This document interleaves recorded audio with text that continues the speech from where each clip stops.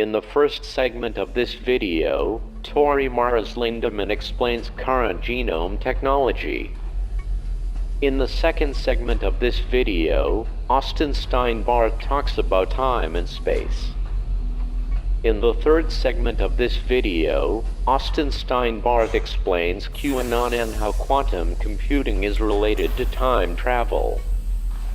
In the fourth segment of this video, Alfred Lambermont Weber explains how the CIA informed Barack Hussein Obama he would be US President at the age of 10 in 1971. I know, right? Glow radio. Think glow radio. You didn't hear that from me.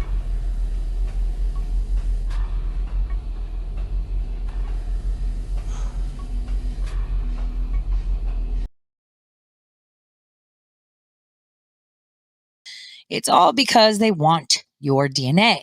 And if you actually read the fine print, it tells you that they shared with federal agencies and other people all the information, right? Well, here's where predictive analytics comes in again.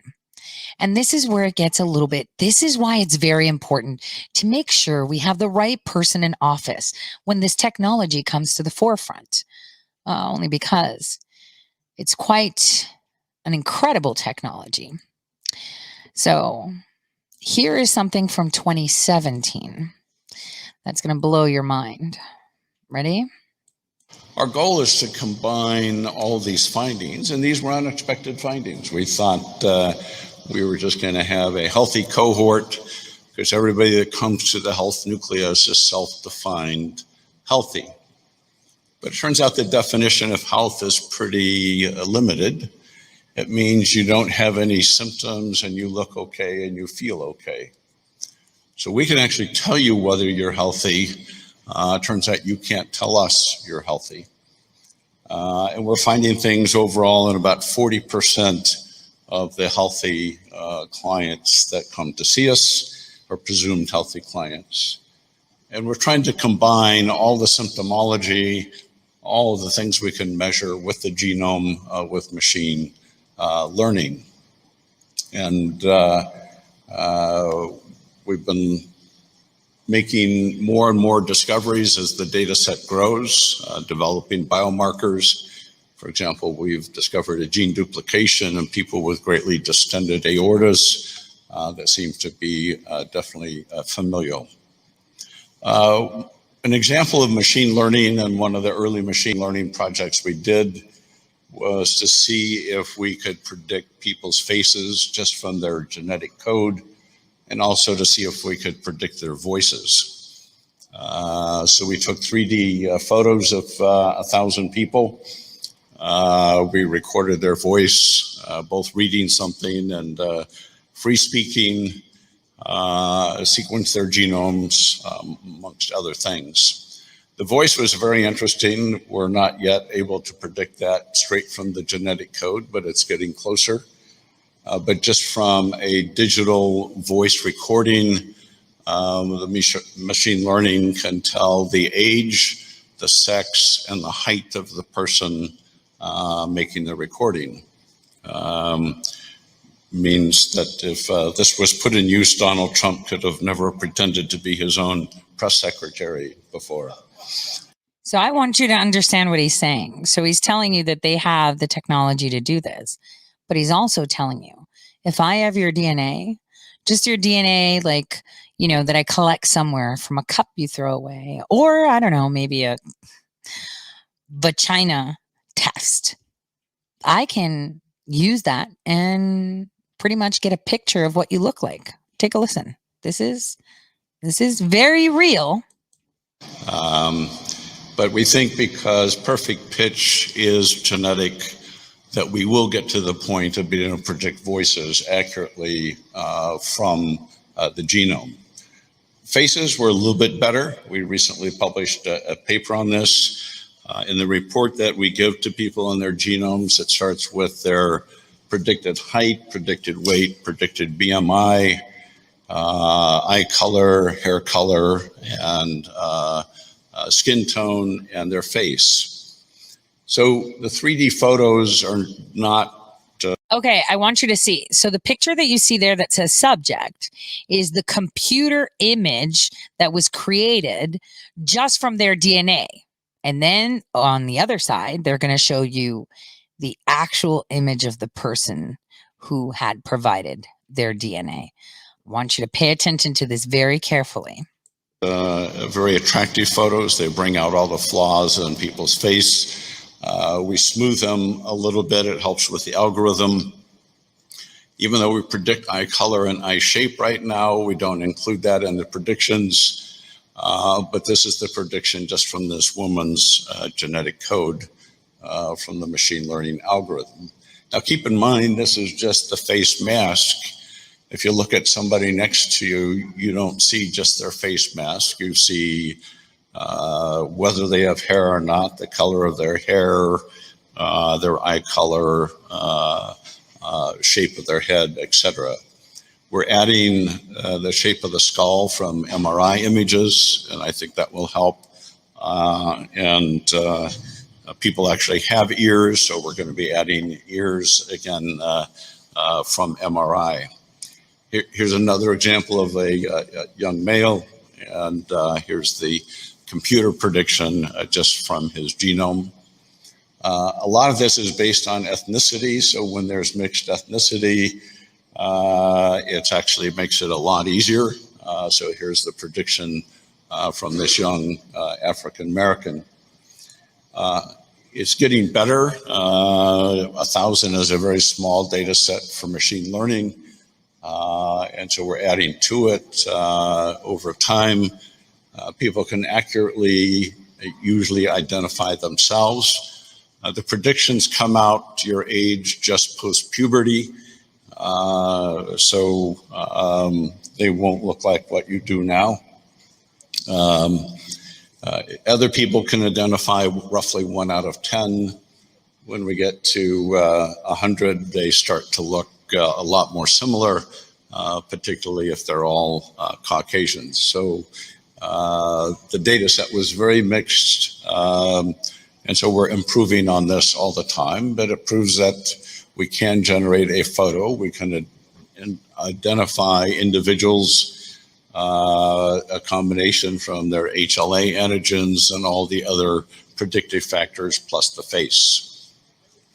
So we want to expand the number of people that we have for our database, because that's the most important thing. And so we've started what we call the HNX, and this is a specialized version of the health nucleus that will have 2 Siemens MRI machines and a CT, a cardiac CT scanner. The basic version will include just the genome sequence and the comprehensive suite of all the things you've seen from the MRI imaging. There's an intermediate or gold level that will add for people over 35 cardiac CT scans and some extensive blood work and some metabolome work. So let me tell you why this is here. So this is the price that you can get, so you can get your DNA and the computer.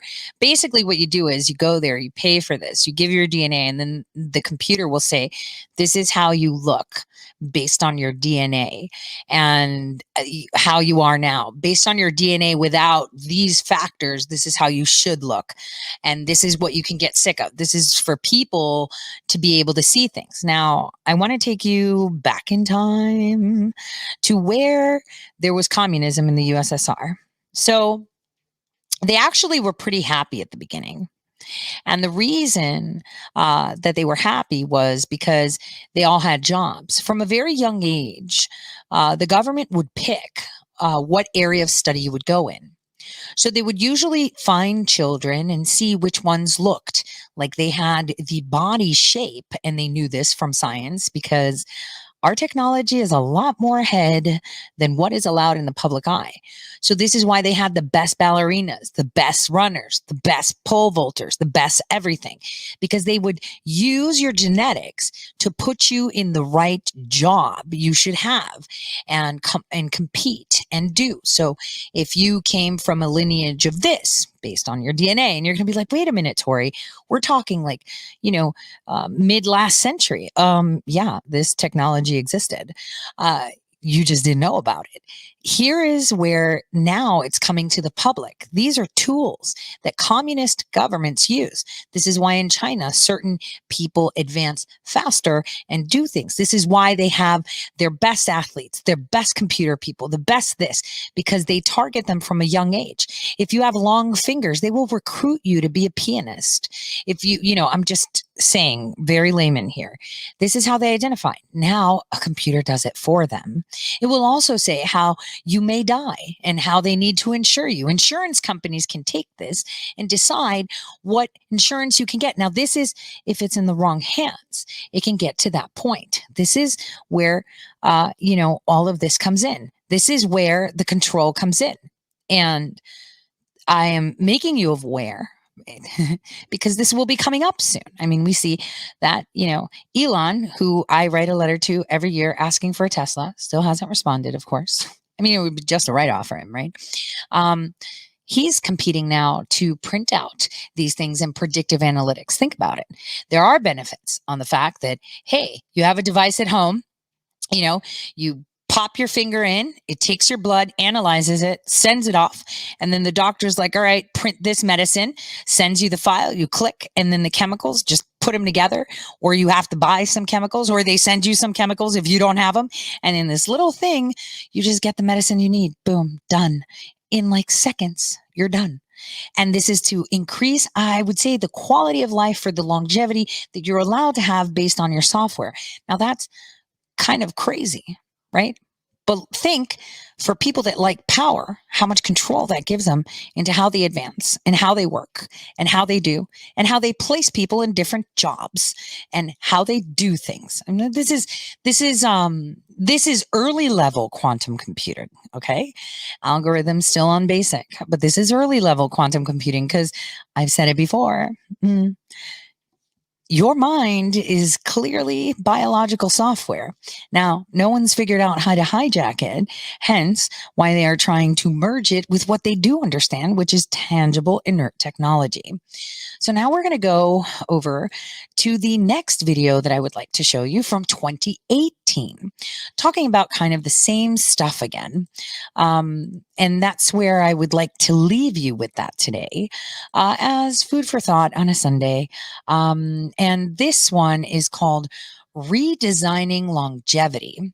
And this is where he's at the World Government Summit. Be like, what? Yes, the World Government Summit in 2018, speaking. So we're going to watch this together.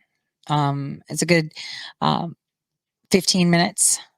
It's pretty interesting. Take a listen.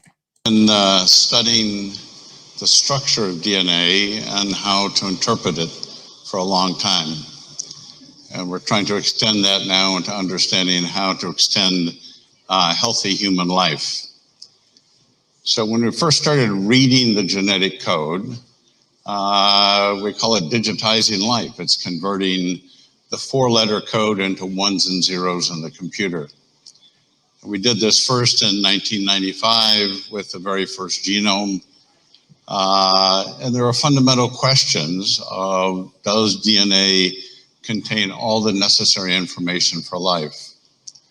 So we decided to go the other way and start with the ones and zeros and see if we could recapitulate life by doing that. So we used some of the information from the first genome, but we had to learn how to actually write the genetic code. We did this first with a small virus that infects E. coli. And the virus was about 5,000 base pairs long. We made it chemically. We injected it into E. coli. And this was the first experiment of what happened. E. coli read this synthetic piece of DNA like normal DNA, started making proteins. The protein self-assembled and made the virus, and the virus killed the cells. So we call this a situation where the software builds its own hardware.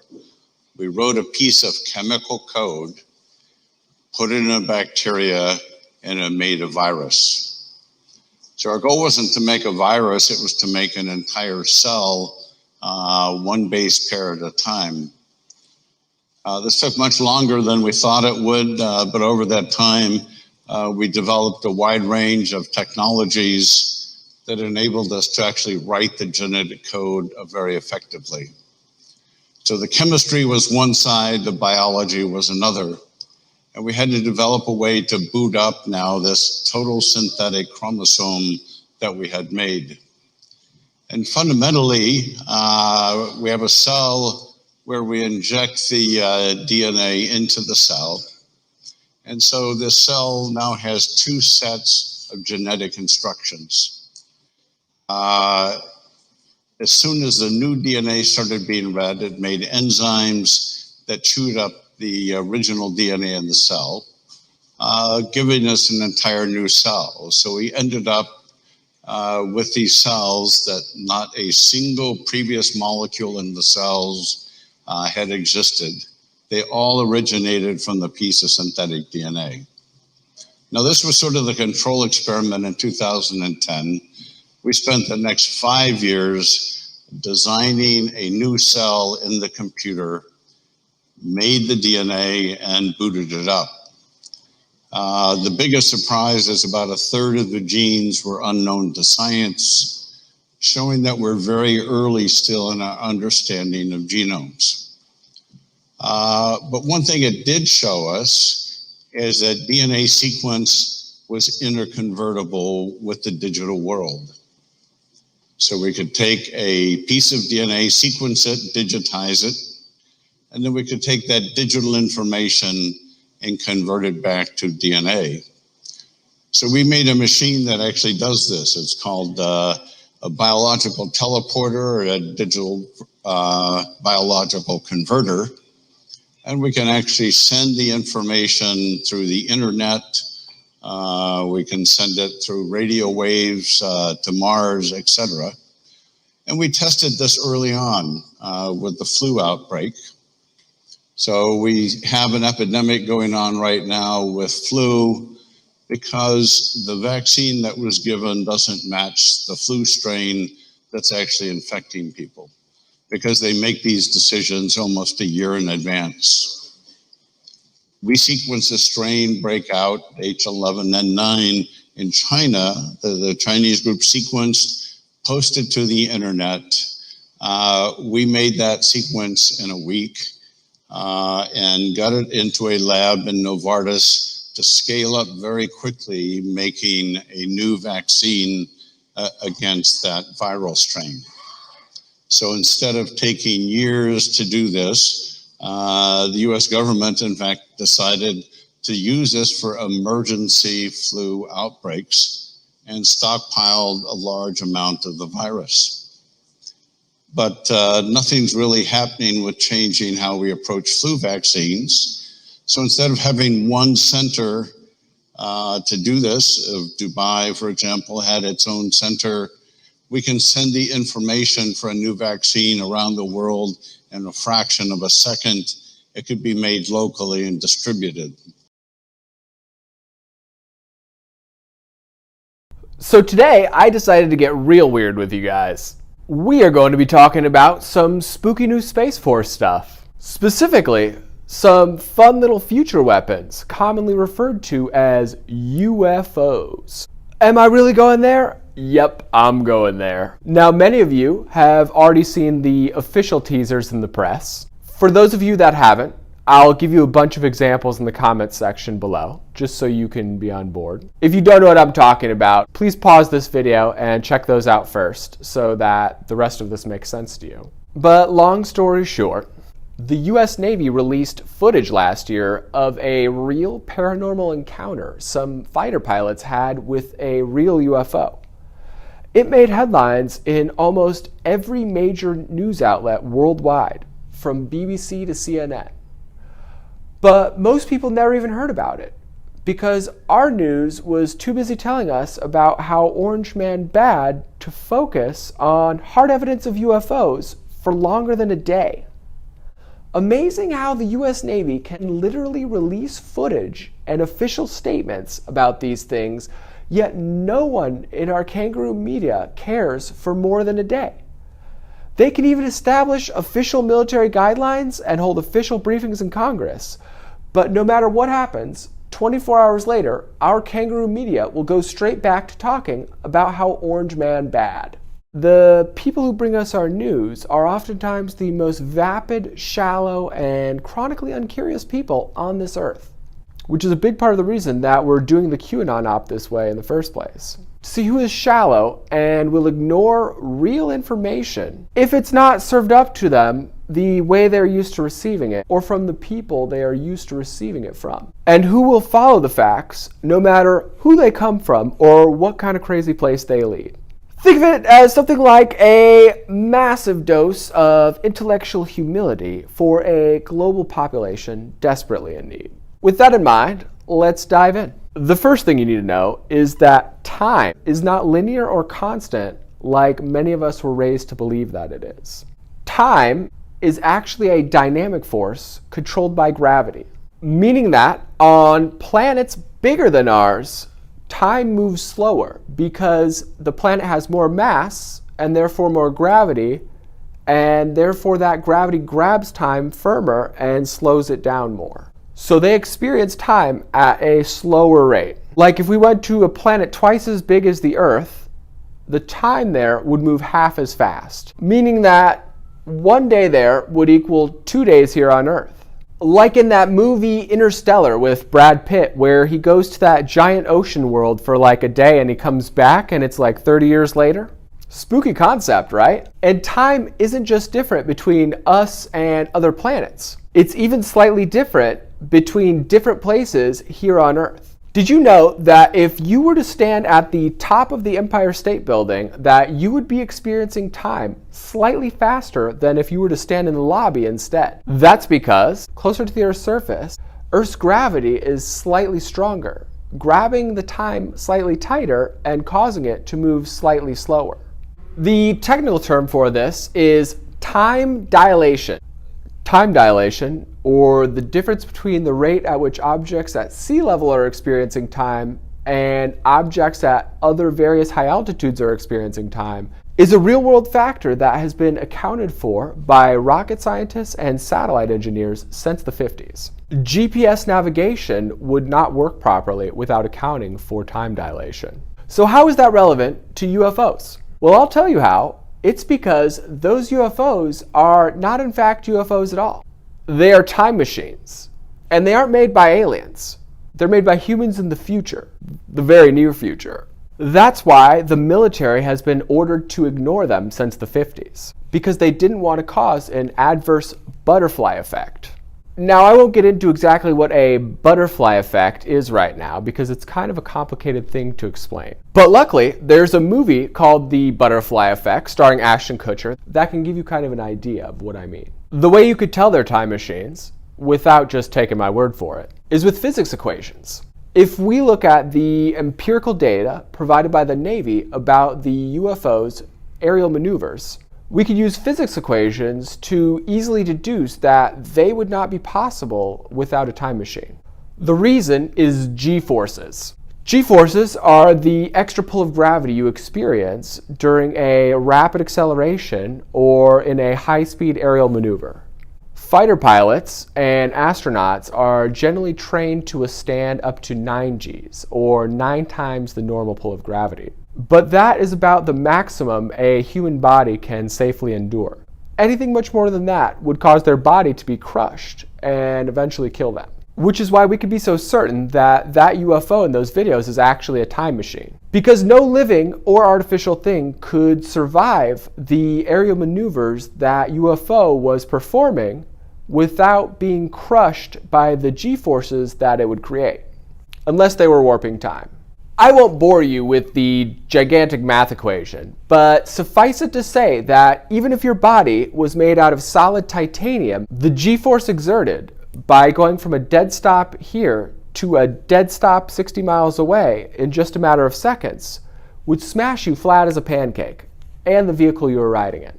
The only way it's mathematically possible to move like that is by warping time. So again, just to reiterate, that UFO is not an extraterrestrial alien spaceship.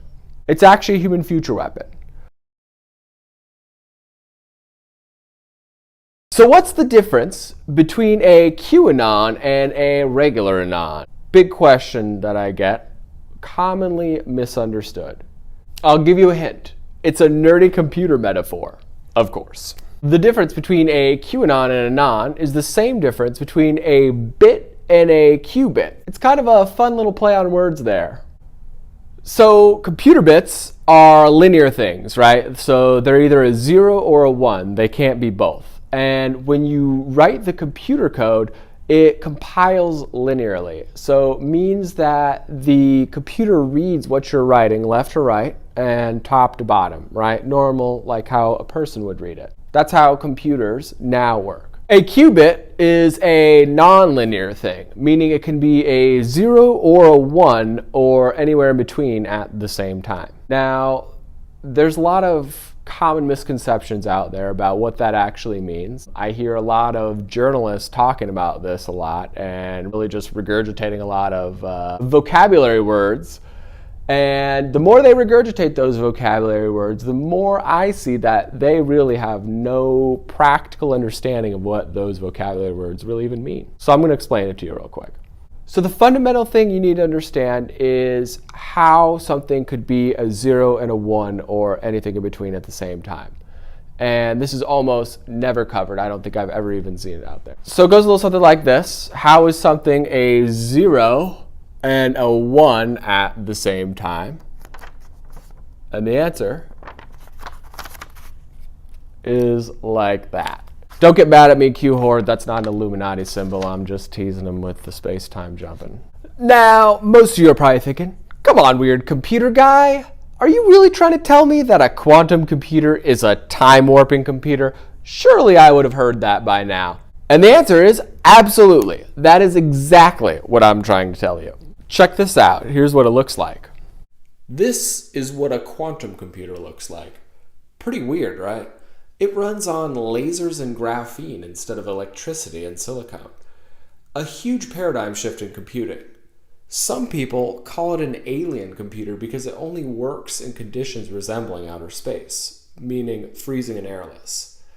These oil drum barrel looking things that they go inside are a cryogenic vacuum freezer that sucks out all the air pressure and cools the quantum computer down to around 460 degrees below zero, the temperature it needs to be able to operate. So what does that mean in practicality in real life? How does that affect how we work with computing? What that means is that a quantum computer can look at a lot of different options at the same time. So a quantum computer can be in 2 to the number of qubits states at one time, right? So if it's a 1 qubit computer, it's 2 to the 1 power, right? 2 states at once. If it's a 2 qubit computer, you could be in 4 at once. If it's a 3 qubit computer, you could be in 8 at once, and so on and so forth down the line until you get to an unimaginably huge number. Google currently has a 72 qubit quantum computer, meaning they have a computer that can be in 2 to the 72nd power simultaneous states at one time. So what that actually comes out to is 16 sextillion. Whoa! Now a lot of you are probably thinking again, come on, weird computer guy, that's not a real number. You just made that up. A sextillion? Get out of here. But that's not true. I actually didn't make that number up. A sextillion is totally a real thing. It goes million, billion, trillion, quadrillion, quintillion, sextillion. Right? Because sext is the Latin word 6. So again, just to try to help you wrap your head around how unimaginably huge that number is, let's write that out. Right? So we're going to start over here. That right there is 1 million. There's a billion, a trillion, a quadrillion, a quintillion, a sextillion. Yeah, it's like that. So this is how many simultaneous states or how many options Google's quantum computer can be in right now at one time. Using that technology, Google was able to take a problem that would take all of the supercomputers on Earth 400,000 years to solve, and they were able to solve that problem in 3 minutes. 3 minutes! Pretty spooky stuff, huh? And if I was to compare this technology to a person, like where it would be at in its life, it would be in the 3rd trimester. Meaning, if it was a human baby, it would not even have been born yet. So you can only imagine where this technology is headed. And you can also try to imagine, or maybe not, where the military is at with this stuff, considering they're 30 years ahead of the commercial sector. So if you tie a bunch of quantum computers together, you get what's called the quantum internet. And if you subscribe, we're going to be doing a series on all of the fun, neat, exciting, and very spooky things that this quantum internet can do. Including one of my favorite features I like to call instant messaging from the future. A super helpful feature for IT guys trying not to get murdered by the Royal Death Racket.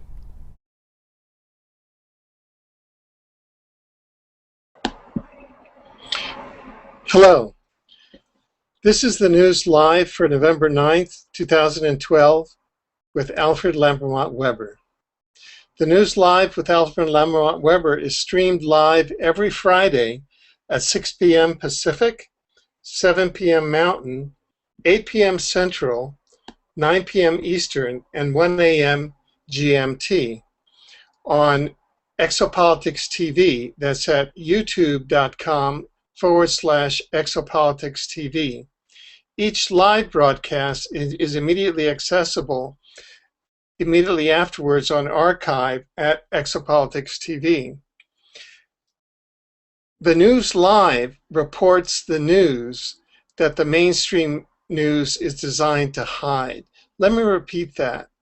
The news live reports the news that the mainstream news is designed to hide.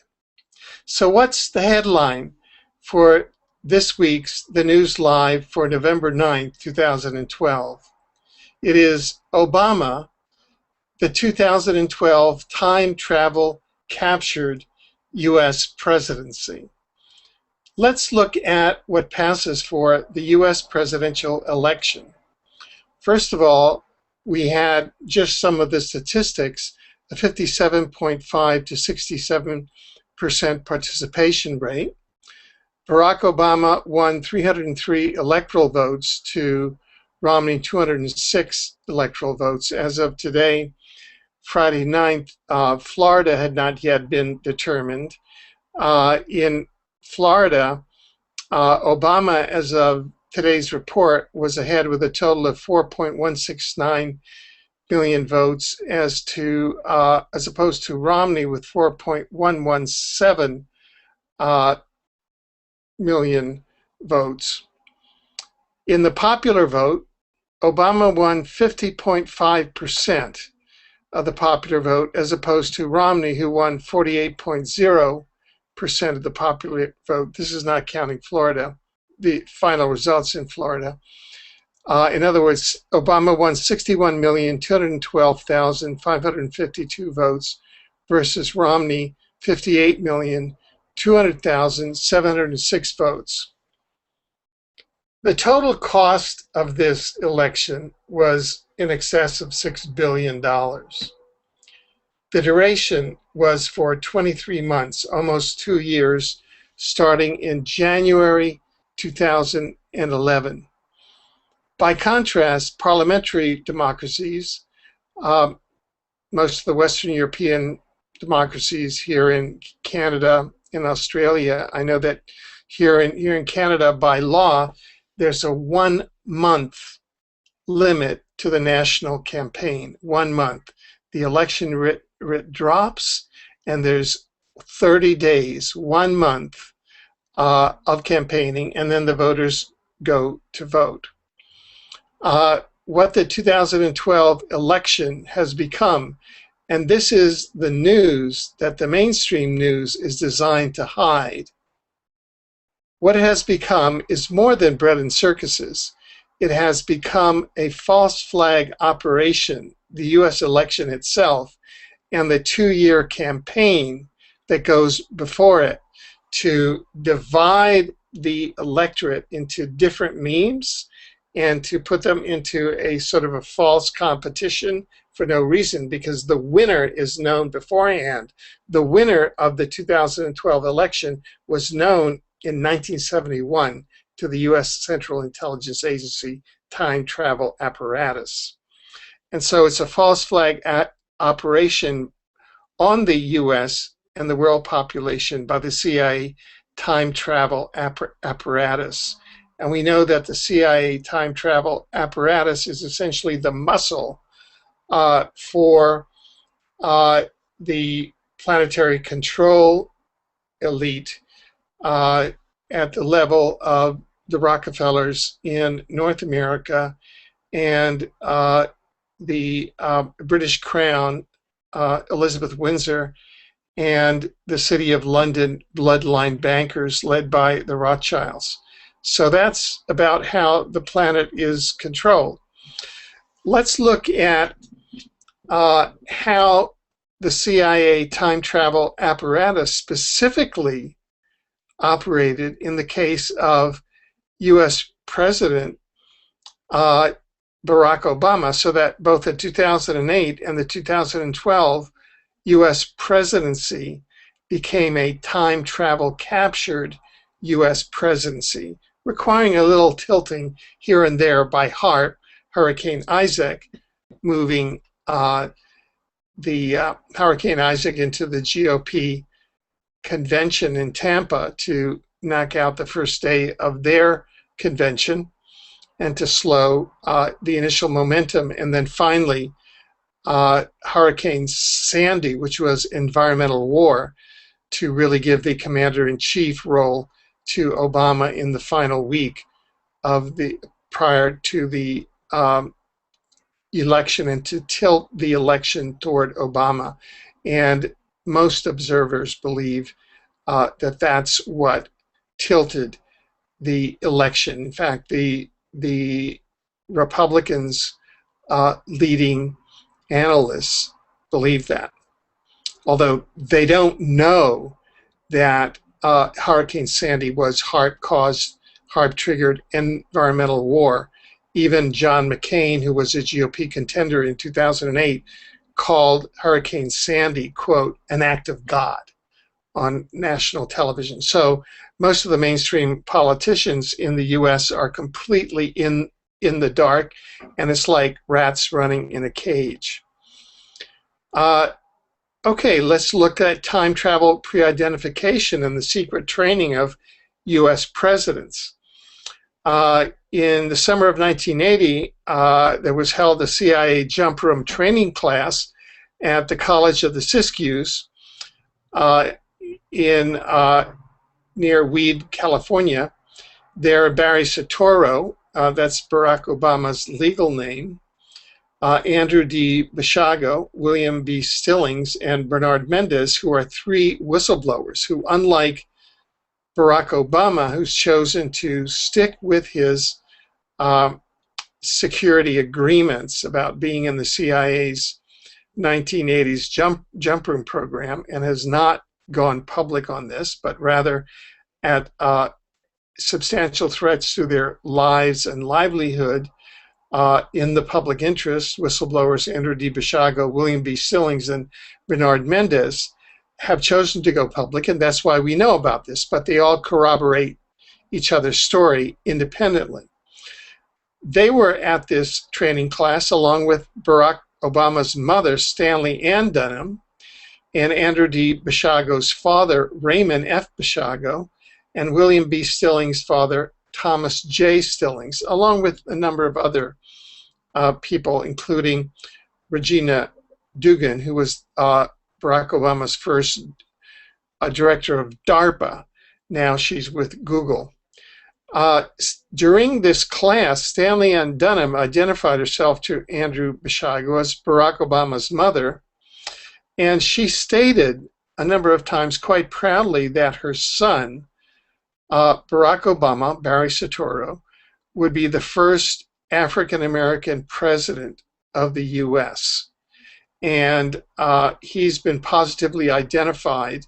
You can go to exouniversity.org and see our online seminars there with Andrew D. Basiago and Bernard Mendez and William B. Stillings.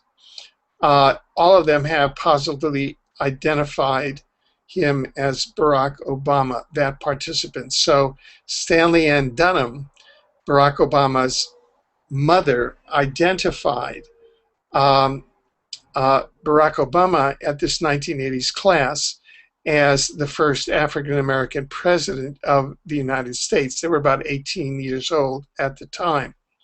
Now, this is not an anomaly. As whistleblower Andrew D. Basiago and myself, Alfred Lamrot Weber, showed in a February 2012 seminar at the Awakening Center in Rainier, Washington, that will be rebroadcast in February 2013 at exouniversity.org. That's our Exo University online website, exouniversity.org. Stanley Ann Dunham, Barack Obama's mother, was a CIA career operative in Indonesia under the cover of USAID. When she was informed by CIA, by our CIA handlers, in 1971, that CIA time travel had pre-identified her son, Barry Soetoro, then 10 years old, as a future U.S. president named Barack Obama, who would be initially inaugurated on January 20th, 2009, under the name of Barack Obama. The CIA then directed Stanley Ann Dunham to go to Honolulu, Hawaii, where in December of 1971, she arranged a 6-week meeting at which what is called in the intelligence community the legend, or kind of the cover story, the life cover story, which itself was then memorialized in 2, quote, autobiographies of Barack Obama that were ghostwritten, apparently, at which the legend of Barack Obama could be arranged. During that 6 weeks meeting in 1971, Neil Abercrombie, the future governor of Hawaii in 2008, during the Obama campaign, and he would be instrumental in perpetuating the ruse that Barack Obama was born in Hawaii. Neil Abercrombie was brought in as a central character in organizing the legend. He was a friend of a Kenyan civil servant named Barack Obama, who had been with him at the University of Hawaii, and he invited Barack Obama to come back from Kenya to Honolulu for the 6 weeks. There's one photo op at the Honolulu airport with Barack Obama Sr., Stanley Ann Dunham, and the 10-year-old Barry Soetoro. For 6 weeks, Barack Obama Sr. from Kenya, Neil Abercrombie, and Stanley Ann Dunham, and Stanley Armour Dunham, Stanley Ann Dunham's father and CIA agent, arranged the legend that Barack Obama II was the Kenyan civil servant's son. In turn, Barack Obama Sr. was assassinated in Kenya in a CIA automobile accident in 1982, the same year that Barry Soetoro assumed the public name Barack Obama in a court proceeding here in a British Columbia court in October 1982, probably under CIA guidance. And we have the sealed documents from that name change.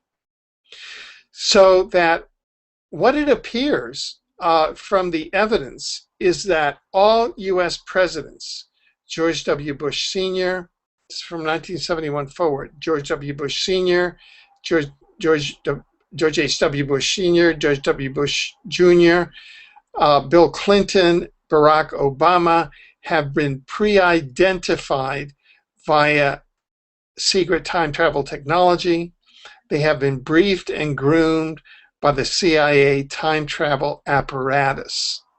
What this means is that the US presidential election is a charade because the winners, the winning candidate and the CIA time travel apparatus know the result beforehand, as do probably the controlling parties of the CIA time travel apparatus, who are the elite New World Order directors in North America, the Rockefeller Group, David Rockefeller, and in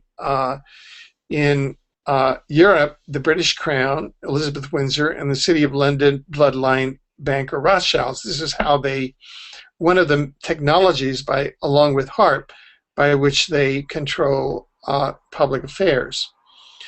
Now, there's further evidence of this, and we're indebted to Andrew D. Bishago and to the other whistleblowers from the 1980 Mars program, but also Mr. Bishago from DARPA's Project Pegasus program. Mr. Bishago has publicly stated that DARPA's Project Pegasus program involved time travel and was identifying future persons of interest, including those who would serve as US president, and then informing these persons of their destinies.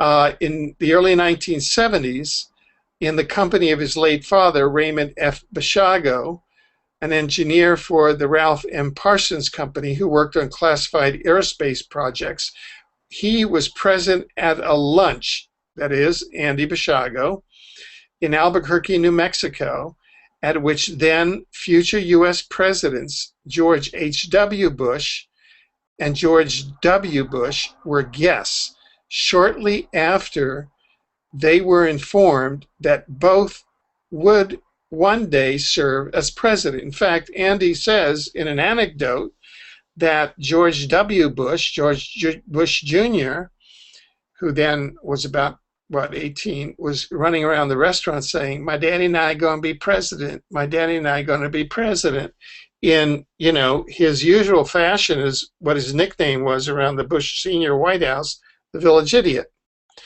Mr. Bishago also stated that in the early 1970s, Project Pegasus had identified future US presidents Jimmy Carter and Bill Clinton utilizing time travel technology. And that Mr. Bishago was present when Bill Clinton was informed of his future destiny as a US president. And what Mr. Bishago said is that Clinton said, he was sort of young, apparently, even before he went to Yale Law School. He said, "U.S. president? To my mind, that dog don't hunt," in his Arkansas way. Mr. Bishago also personally met future President Barack Obama in Los Angeles in 1982. This is after being with him in the 1980s CIA jumper program while Obama was attending, while Mr. Bishago was attending UCLA. And Mr. Obama, then a student at Columbia University, was visiting former classmates at Occidental College in Los Angeles. And the person that was in the room and was with Mr. Obama revealed that Mr. Obama, then age 20, already knew that he would one day be president. So this was common knowledge, going back to when Stanley Ann Dunham had been briefed in 1971, at the same time that George H.W. Bush, George W. Bush, and Bill Clinton had been pre-identified and then briefed by the CIA time travel apparatus. And according to Mr. Bashago, my book, Exopolitics, Politics, Government, and Law in the Universe, which I would not write until 1999 and would not be published as a library book until 2005, bore a quote on the front pages, which is a statement made by Jimmy Carter. And the CIA actually time traveled a copy of my book from 2005, my book Exopolitics, back to at least 1971. And it was this way that Project Pegasus was able to identify Jimmy Carter, who was governor of Georgia in 1971, as a future U.S. president. My book, Exopolitics, was, among other written works, physically retrieved from the future by Project Pegasus and brought back in time to 1971 or a prior time. At that time, I was general counsel of the New York City Environmental Protection Administration, and I had been placed under time travel surveillance by the U.S. government. In fact, I can testify that at that time I was sought out to give ostensibly a talk on environmental protection, and I was taken down to a group near Washington, D.C., to about 50 men in suits who I recognized as not being the usual environmentalists of, students and housewives. I saw that they were some sort of government officials, but I gave them my usual environmental stump speech, and they just kind of sneered at me. And what we figured out later is that they were actually CIA and Department of Defense personnel who had my book in 1971, Exopolitics, and wanted to see what I was like in person in 1971, because I would be under time travel surveillance now in 2012 and in the future. What is the result of all of this?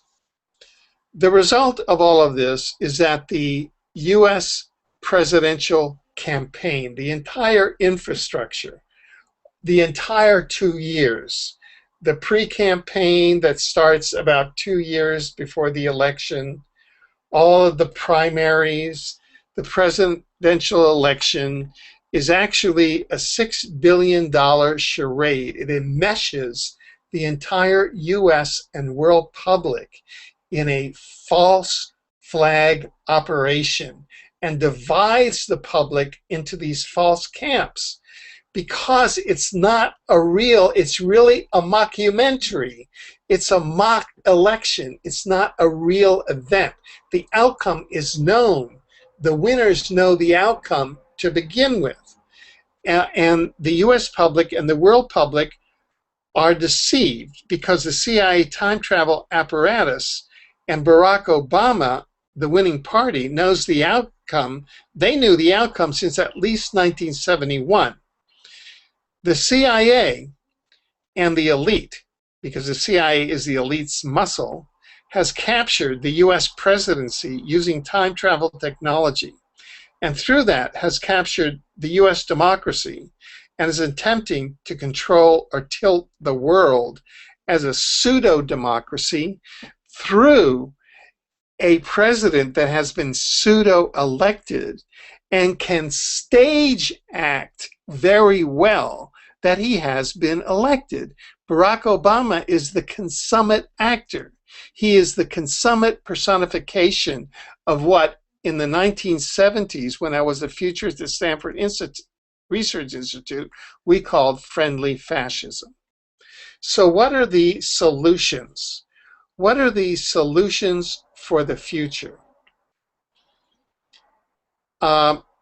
This is a very, very grave moment for the United States as a democracy.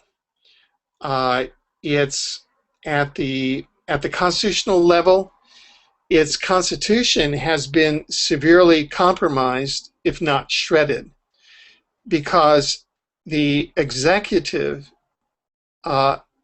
powers have been captured by the CIA time travel apparatus using advanced quantum access interdimensional technology, which the rest of the population does not know and which the media is conveniently controlling.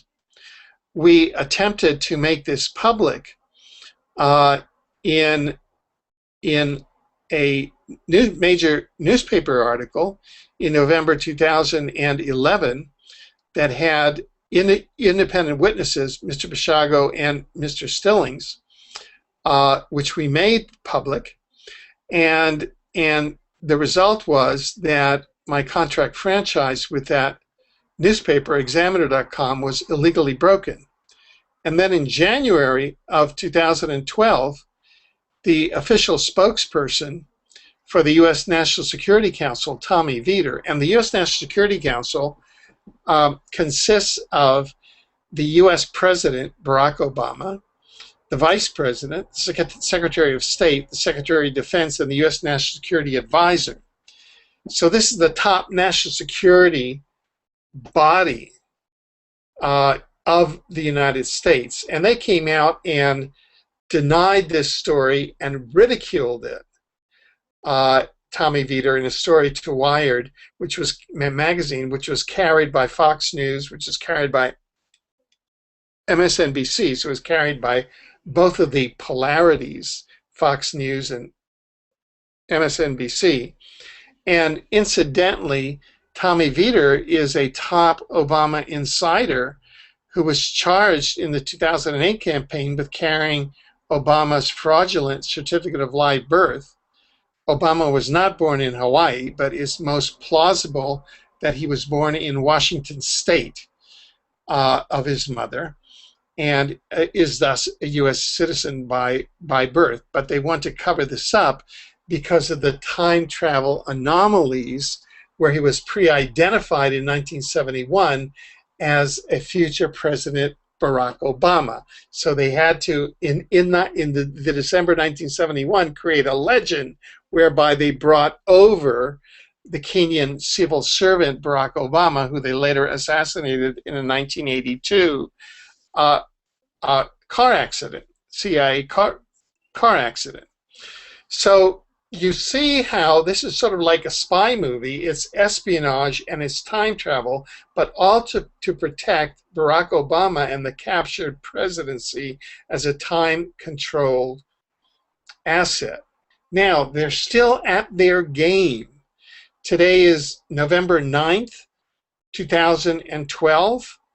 And if we go to the news today, and I'd like to quote, it says Washington, D.C., Secretary of State Hillary Clinton would be a dominant favorite in the 2016 Iowa caucuses if she chooses to run for president, and the survey shows. The PPP public policy polling found that Clinton took away 58% of the Iowa vote in a hypothetical presidential run. In the event that neither Clinton nor Biden runs, Cuomo draws 30% to Warren's 13%. That's Elizabeth Warren, with 46% of the voters unsure of whom they support. But the point being is that Hillary Clinton is also in on the secret because her husband was pre-informed of the time travel ascendancy, and it's sure that Hillary Clinton was also pre-informed by Bill. So they're part of the act. So she's part of the time travel controlled CIA apparatus as well. So they're still at it. The time control CIA apparatus, which is tied into the Bilderbergers and the elite, are still at it. So what is the solution? Well, practically speaking, the solution is an election run in which this secret becomes an open secret and part of the platform of one of the contenders in the campaign, that is, making the time travel controlled presidency public.